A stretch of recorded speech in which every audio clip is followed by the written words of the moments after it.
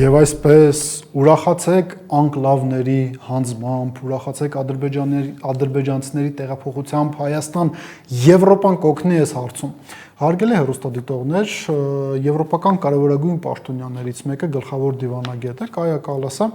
հայտարարություն է արել եւ նշել է, որ Հայաստան է գալիս, Հայաստանում է տեղակայվելու հերթական դիտորդական առաքելությունը Եվրամիությունից ու այս դեպքում Եվրոպացի մեր հարգարժան գործընկերները օգնելու են դիմակայել կիբերհարձակումներին, դիմակայել հիբրիդային հարձակումներին։ Մի խոսքով Հայաստանի Հանրապետության իշխանություններին համապարփակ օգնություն են ցուցաբերելու ինքնիշխանությունը պահպանելու համար։ Ընդհանրապես, դուք նկատել եք, որ շատ դեպքերում շատ լղոզված գնահատականներ է տրվում այն մասին, թե կոնկրետ այս կամ այն եվրոպական առաքելությունը, այս կամ այն եվրոպացի պաշտոնյան ինչ է քննարկում Նիկոլ Փաշինյանի հետ, ինչ հիբրիդային հարձակումների մասին է գնում խոսքը, ինչին են իրենք օգնելու դիմակայել։ Այստեղ է, որ մենք արդեն կարող ենք հիմնավոր կասկածներ ունենալ եւ կարող ենք կարծիք հայտնել, որ միգուցե եվրոպացի մեր հարգարժան գործընկերները գալու են այստեղ, գալու են Հայաստանի Հանրապետություն օգնելու Նիկոլ Փաշինյանին ստեղծել լիակատար ստերիլ տեղեկատվական դաշտ, այդտեղ առանձին օրինակ խոսում է այն մասին, որ օգնելու են վերահսկել ֆինանսական հոսքերը, տրամաբանությունը հուշում է, որ իրենք կարող են նաև այս գործառույթը օգտագործել Ռուսաստանը պատժամիջոցներից խուսափելու համար Հայաստանը օգտագործելու հարցում փորձելու են դա էլ սահմանափակել, այսինքն Ռուսաստանի հետ մեր տնտեսական կապերը կարող են էլ ավելի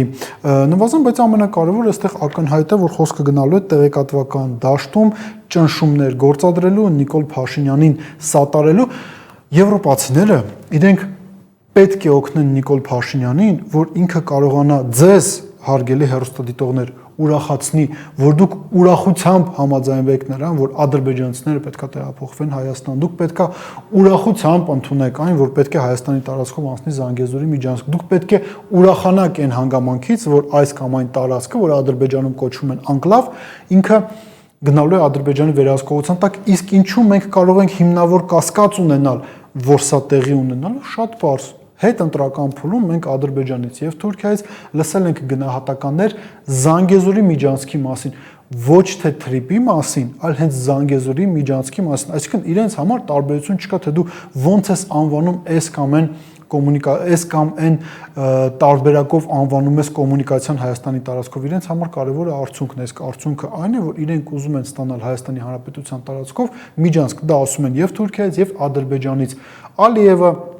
Օրինակ 3 օկուպացված Շուշիում հենց սրա մասին էր խոսում, ինքը խոսում էր Զանգեզուրի միջանցքի մասին, ու ինքը նաև ինչ ասում է, Ամերիկայի Միացյալ Նահանգները վերանայել են իրենց մոտեցումը Զանգեզուրի միջանցքի եւ հիմա իրենք եւս հասկանում են, որ դա կարեւոր է, որպեսզի Հայաստանի տարածքով Ադրբեջանը կապվի Նախիջևանի հետ։ Այս ճանապարհին անհրաժեշտ է, որ ձեզ հարգելի հեռուստադիտողներ, այս աշխարհաքաղաքական խոզության պայմաններում ձեզ բոլորիդ համոզեն, որ դա բարիք է, որ դա լավ է, որ Հայաստանի տարածքով անցնի Զանգեզուրի միջանցք, որ լինի back office, front office, որովհետեւ հայկական մաքսային ծառայության աշխատակիցները չվերահսկեն են բոլոր բեռները, որոնք Հայաստանի Հանրապետության տարածքով գնալու են։ Այս ամեն ինչին մեր հարգարժան եվրոպացի գործընկերները իրենք պատրաստ են աջակցություն, այս հարցով պատրաստ են աջակցություն ցուցաբերել Նիկոլ Փաշինյանին, ու իրենց համար ինչ է կարևոր անել այնպես, որ ցանկացած լրատվամիջոց, ցանկացած անհատ, ցանկացած քաղաքական գործիչ,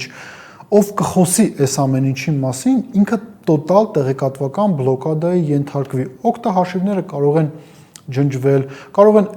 այնպիսի խնդիրներ առաջացնել լրատվամիջոցների համար, որ իրենց գործունեությունը գրեթե անհնար լինի։ Այս ամեն ինչ, այս բոլոր հարցերում, այս աշխարհաքաղաքական խոզության հարցում, եթե կուզեք, եվրոպացի մեր հարգարժան գործընկերները օգնելու են Նիկոլ Փաշինյանին, ու սա նաև մենք պետք է հասկանանք, հա, իրականում սա Նիկոլ Փաշինյանը հայտնվել է մի իրավիճակում, որ եւ տրամաբանությամբ է ինքը շարժում, նախ այնպես չէ, որ ինքը դեմ է այս ամեն ինչին, որ այս ամենը տեղի ունենա, այսինքն այդ այսպես կոչված անկլավները հանձնվեն, կոմունիկացիան անցնի Հայաստանի տարածքով, որը Ադրբեջանում անվանում են Զանգեզուրի միջանցք, որ ադրբեջանցիներ տեղափոխվեն Հայաստան, ինքը այնպես չէ, որ սրան դեմ է, բայց եվրոպացի մեր հարգարժան գործընկերները ինչ են տողատակերով ասում, Նիկոլ Փաշինյանն ունի խնդիր լեգիտիմության հետ, որովհետև կրկին ասենք, եթե չլիներ 2015 թվականի այլանդակ սահմանադրությունը, Նիկոլ Փաշինյանը չէր ունենա կայուն մեծամասնություն Հայաստանի Հանրապետության ազգային ժողովում։ Երբ որ դու չունես ներքին լեգիտիմություն, ինչպես ցանկացած նման իրավիճակում հայտնված երկրի ղեկավար, դու փորձում ես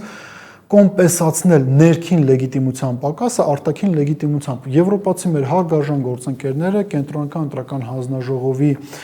ղեկավարի գրիչի թանակը դեռ չէր հասցրել չորանալ, իրենք արդեն շնորհավորում էին Նիկոլ Փաշինյանին։ Այդ շնորհավորանքը ինքը իր գինը ունի, իսկ գինը հետևյալն է՝ դու պետք է անես ամեն ինչ, որպեսզի Ռուսաստանը առհասարակ դուրս գա տարածաշրջանից, ինքը ներկայացված չլինի տարածաշրջանում։ Այս ճանապարհին իրենք արդեն հասան նրան, որ 2022 թվականի հոկտեմբերի 6-ին Պրահայում Նիկոլ Փաշինյանը հանձնեց Արցախը Ադրբեջանին։ Ճիշտ է, ինքը այստեղ ասում է, մենք ճանաչել ենք Ադրբեջանի տարածքային ամբողջականությունը, բայց փաստը մնում է փաստ, ինքը հանձնել է Արցախը Ադրբեջանին։ Հիմա անհրաժեշտ է այս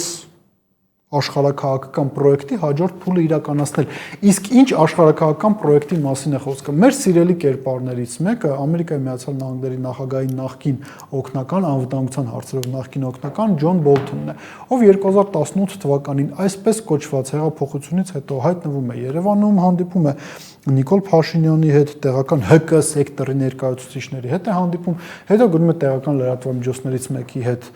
հարցազրույցի եւ ասում է, որ Հայաստանի համար կարևոր է հրաժարվել պատմական կարծրատիպերից։ Պատմական կարծրատիպը դա այն է, որ Արցախը հայկական է, որ ցեղասպանություն եղել է, որ ցեղասպանությունը իրականացրել է Օսմանյան Թուրքիան, որ Թուրքիան եւ Ադրբեջանը դրանք էգզիստենցիալ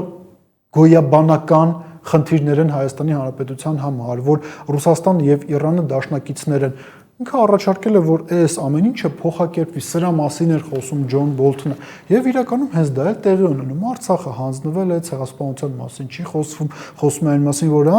եթե բացենք արխիվները, մենք կտեսնենք, թե ով է կանգնած իրականում ցեղասպանության ետևում, եկեք մենք ընդհանրապես չզենքայնացնենք ցեղասպանության հարցը եւ այլն եւ այդպես շարունակ բոլոր խնդիրների մեղավորներ է կարգվել այս պայդրությամբ Ռուսաստանի Դաշնությունը, ով քննադատում է իշխանություններին, ասում են ԿԳԲ-ի գործակալ, Իրանի Իսլամական Հանրապետության հետ կապված էլ մենք տեսնում ենք խնդիրները, որ փորձ է արվում անել ամեն ինչ, որ հայ-իրանական հարաբերություններում լարվածություն առաջանա, իսկ այդ լարվածությունը առաջանում է նրանից, որ ամերիկացիներին փորձում են բերել այս Իրան-ամերիկյան պատերազմի պայմաններում Հայաստանի եւ Իրանի սահմանին, այսինքն այն ամենը, ինչ ասում էր Ջոն Բոլթոնը, տեղի է ունենում։ Նիկոլ Փաշինյանը հենց այս աշխարհաքաղաքական ծրագիրն է իրականացնում։ Հենց այդ պատճառով է ըստ երևույթին Նիկոլ Փաշինյանը այդքան հեշտությամբ 18 թվականին ստացել իշխանությունը եւ այս ամեն ինչում չափազանց կարեւոր է, որ բոլոր այն մարդիկ, բոլոր այն լրատվամիջոցները, փորձագետները, վերլուծաբանները, որոնք բարձրաձայնում են այս խնդիրների մասին, հնարավորինս զրկված լինեն ձայնի իրավունքից։ Տրամաբանությունը հուշում է, որ մեր հարգարժան եվրոպացի գործընկերները գալիս են հենց այս հարցում Նիկոլ Փաշինյանին օգնելու։ Մտածեք այդ մասին։